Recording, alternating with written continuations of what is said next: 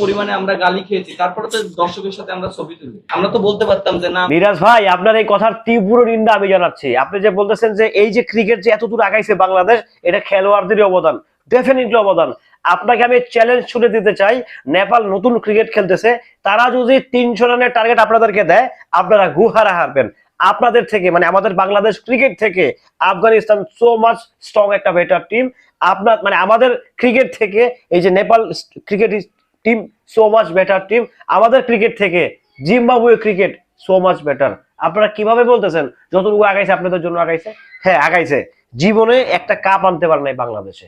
এতদিন ধরে বাংলাদেশ ক্রিকেট খেলতেছে, আপনারা কাপ আনতে পারেন নাই। আপনারা একজন সভাপতির পদত্যাগ করার জন্য আন্দোলন করে একদম স্ট্রাইক করে বসেছেন। মনে হচ্ছে যে আপনারা রীতিমতো প্রতি ঘন্টায় ঘন্টায় আপনারা শিরোপা জিতেন। আপনারা বিশ্বকাপ না খেললে, আপনারা বিপিএল না খেললে, সত্যি কথা বলতে আর কিছুই থাকবে না, যা সবকিছু ভ্যানিশ হয়ে যাবে, ক্রীড়া অঙ্গন ধ্বংস হয়ে যাবে।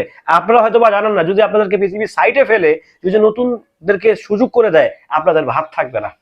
হ্যালো এভরিওয়ান, আসসালামু আলাইকুম। শিমুল আছি আপনাদের সঙ্গে। বিসিবি অর্থাৎ বাংলাদেশ ক্রিকেট কন্ট্রোল বোর্ডে একটা গুতাগুতি চলতেছে ভাই, ভয়ঙ্কর লেভেলের গুতাগুতি। বাট আমি এজ এ অডিয়েন্স, আমার একটা সাজেশন, আসলে আমার সাজেশন কেউ নিবে না।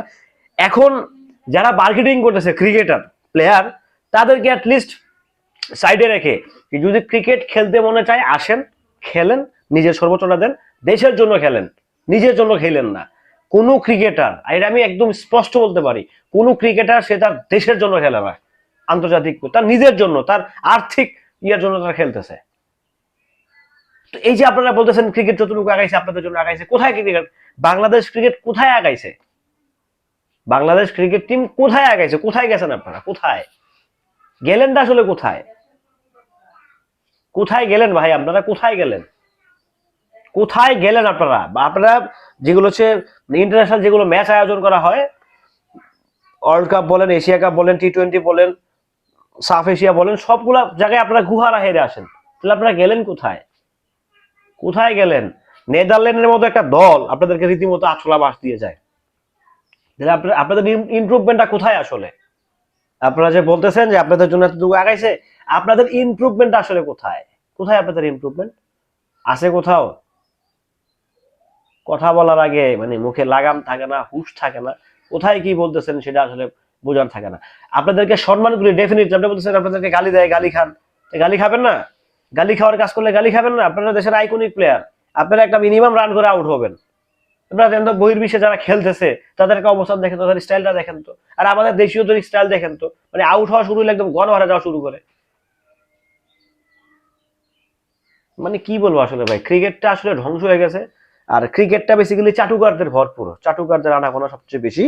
তো এই চাটুকার যতদিন পর্যন্ত বাইর না হবে, একটা ফেয়ার গভর্নমেন্ট যতদিন পর্যন্ত দেশে না আসবে, আশা করতেছি ফেব্রুয়ারিতেই একটা ফেয়ার গভর্নমেন্ট ইনশাল্লাহ আসবে, এবং যারা চাটতেছে তাদেরকে একদম কিক আউট মেরে বের করে দেওয়া উচিত। একদম কিক আউট মেরে, মোট কথা বিসিবিটাকে একদম জঞ্জাল মুক্ত করা উচিত। একটা জঞ্জালে পরিণত হয়ে গেছে বিসিবি, বাংলাদেশ ক্রিকেট। এত নামি দামি প্লেয়ার গুলো এদেরকে হচ্ছে এই চাটুকারের জন্য হচ্ছে এরা দেশের বাইরে খেলতে পারতেছে না দেশে। যাই হোক, সেদিকে যেতে চাই না। বাট ক্রিকেটে রাজনীতি তথা পলিটিক্স সর্বোচ্চ লেভেলের নিষিদ্ধ করা উচিত। ক্রিকেটে কেন রাজনীতি হবে? সিনেমায় কেন রাজনীতি হবে? এগুলো বন্ধ করে দেওয়া উচিত। সরকারকে দায়িত্ব নিয়ে এগুলো বন্ধ করা উচিত। অবসরে গেছো বাবা, আসো তুমি রাজনীতি করো, সমস্যা নাই। বাট তুমি খেলতেছো, এখানে কিসের পলিটিক্স? তুমি মারা গেছো, কিসের পলিটিক্স? তুমি খেলা অবস্থায় পলিটিক্স কেন করবা? তুমি একটা দলকে ভোট দিতে পারো, তুমি খেলা অবস্থা তুমি কেন তোমার দলের পাওয়ার খাটাবা ওখানে গিয়ে? এটা কোন ধরনের মানে ভালোবাসা? ভালো থাকবেন, সুস্থ থাকবেন।